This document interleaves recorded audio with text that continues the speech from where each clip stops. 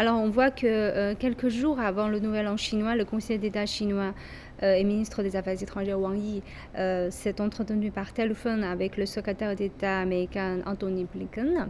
Il s'agissait du premier entretien téléphonique de l'année entre les deux parties et qui concerne les relations bilatérales. Donc, comment voyez-vous l'évolution de la relation sino-américaine en 2022 surtout?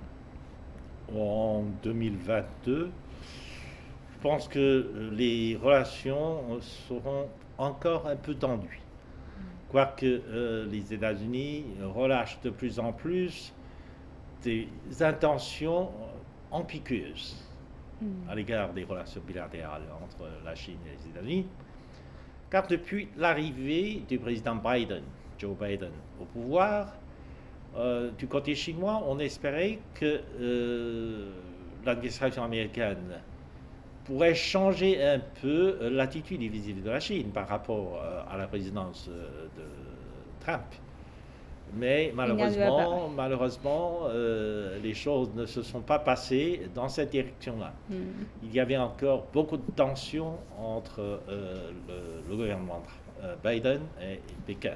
Parce qu'on dit Donc, que finalement la politique envers la Chine, c'est un peu un accord entre les républicains et les démocrates. Donc, c'est probablement le seul problème sur lequel les républicains et les démocrates puissent encore arriver à un accord.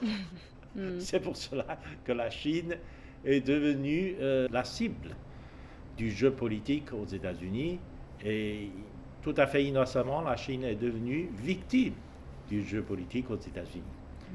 Mais en fait, si vous regardez dans le détail le jeu politique aux États-Unis, il y a une telle radicalisation de la vie politique aux États-Unis que les républicains et les démocrates n'arrivent pas à aucun accord sur les politiques publiques à conduire. Donc, puisqu'ils arrivent encore à un accord sur la Chine, donc ils vont tout faire pour saboter les relations normales entre les États-Unis et la Chine.